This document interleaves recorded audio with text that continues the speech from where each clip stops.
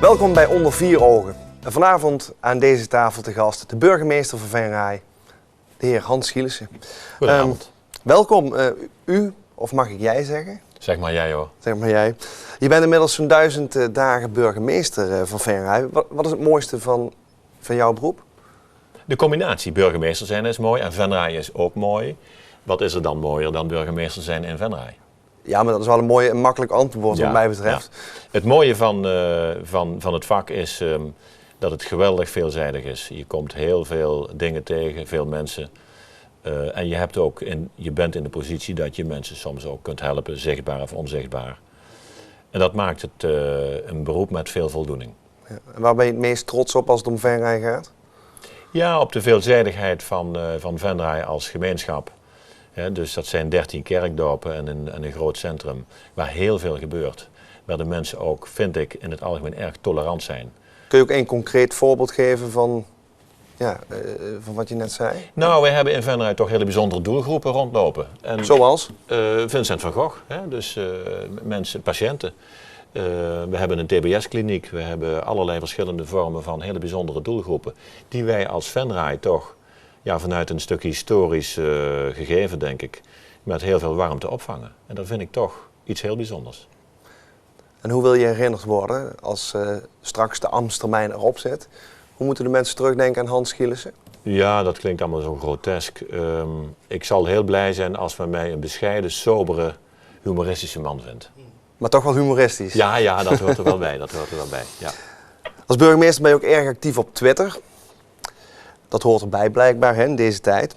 Wat wel opvalt, is dat die tweets meestal heel erg positief zijn. Soms lijkt het wel alsof Venray hemel op aarde is. Ja, is dat ook zo? Misschien is het dat ook wel. Maar het is inderdaad, dat heb je wel goed gezien, er zit wel een positieve inkleuring in. A, omdat ik zelf positief ben ingesteld. Ik ben een optimistisch mens. Maar B, is het ook een beetje om stelling te nemen tegen het doorgeschoten negativisme. Dus ik doe dat misschien een beetje opzettelijk om het evenwicht wat te herstellen. En wat is een van de mooiste tweets die u de laatste tijd heeft geplaatst? Nou, dat is ben ik toch wel u aan het zeggen? Ja, toch wel u aan het zeggen. Ja, ik vond het wel grappig. Ik zag een mailtje langskomen van vorst Milton, naar aanleiding van de uitslag van de Amerikaanse verkiezingen. En dat luidde zoiets als, hoe moet dat nou met Romney? Ja, die had verloren, met Romney. De woordspeling met Romney. Ja, en toen heb ik teruggemaild van, misschien kan die nog ergens vorst worden. Waarom niet eigenlijk? Ja. Dat vond ik wel een grappige. Ja. Is dat niks voor u? Voor jou? Ja, ik ben het al geweest. Dus ik heb ooit wel eens tegen Milton gezegd van het vorstschap kan een mooie opmaat zijn naar het burgemeestersambt. Maar toen had hij weer een geniaal antwoord daarop. Hij, in zijn weerwoord zei hij van ja, burgemeester worden nou, misschien later als ik het wat rustiger aan wil doen. Dat vond ik een hele aardige.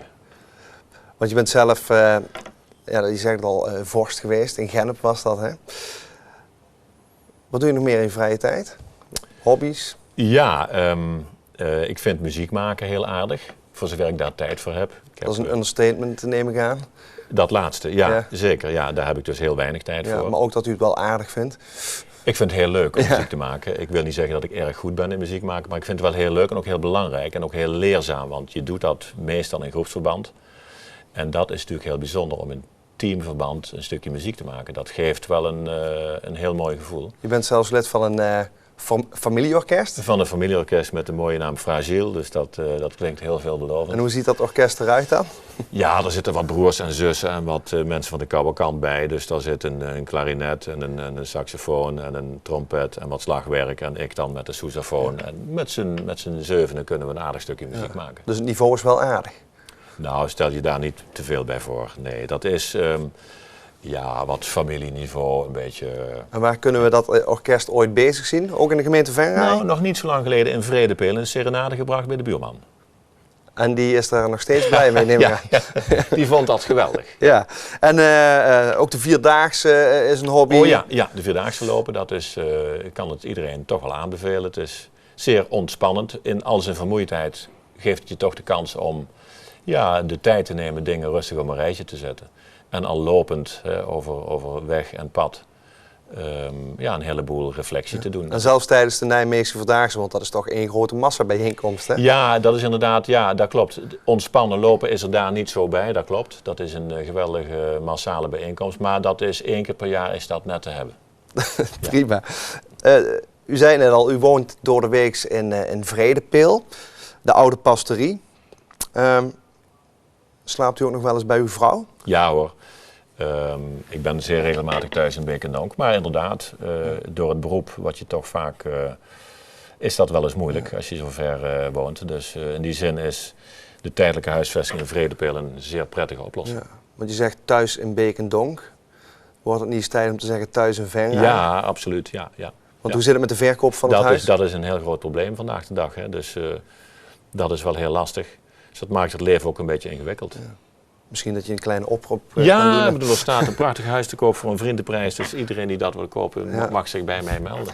Maar goed, de Venrayenaar wil eigenlijk gewoon toch het liefst in Venray blijven wonen. En zo is dat, ja. Even over het gezin waar je vandaan komt. Je komt uit een gezin van 8 kinderen. Ja. Ons Hanske werd je genoemd. En volgens mij word je ook nog steeds zo genoemd door je oudere broers en zussen. Ja. Hoe is dat om als jongste kind op te groeien in een gezin van 8 kinderen? Ja, dat is heel bijzonder.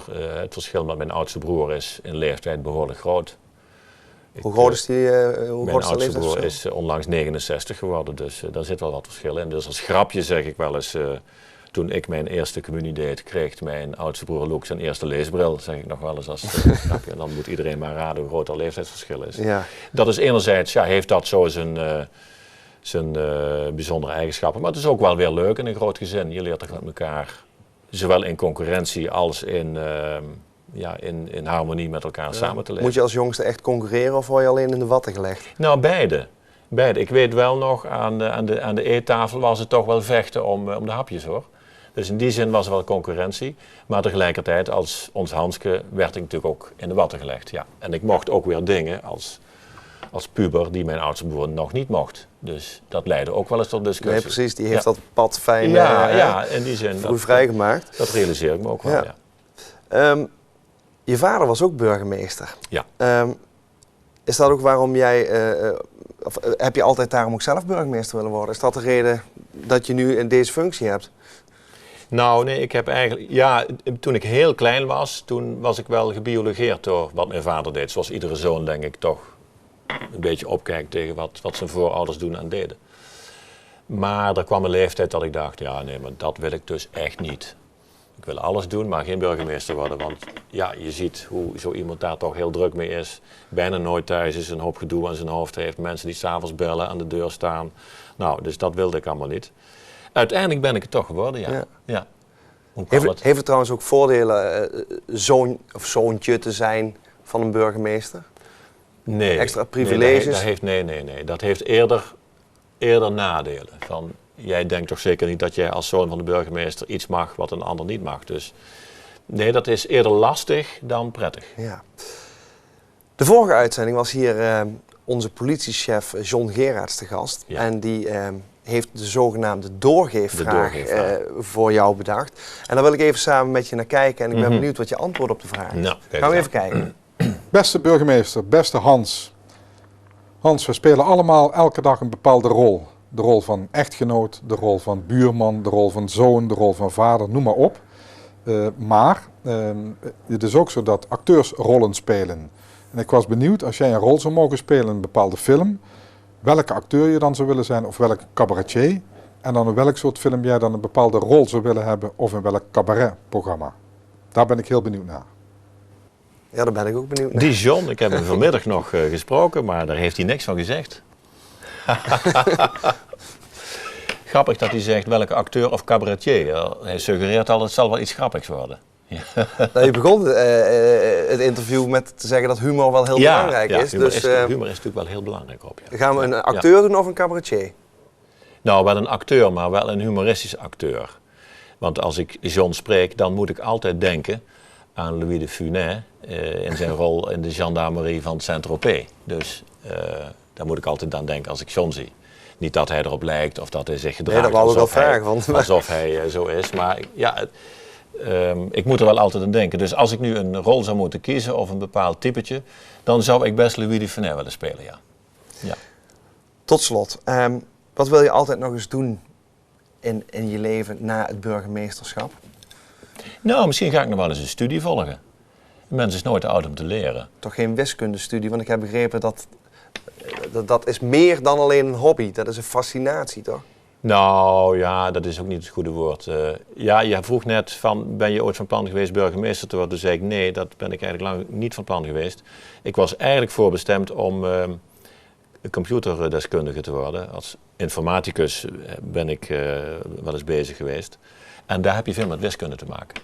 En daar heb ik toch wel iets aan overgehouden in de zin van, ja, wiskundige mensen die denken vaak toch heel concreet in bepaalde volgordes, logisch nadenken, bewijsvoering en dat soort zaken. Dat boeit mij wel enorm. Want wiskunde is misschien wel het meest filosofische vak dat er bestaat. Klinkt heel erg beta-achtig, maar eigenlijk is het geweldig filosofisch, dat vak.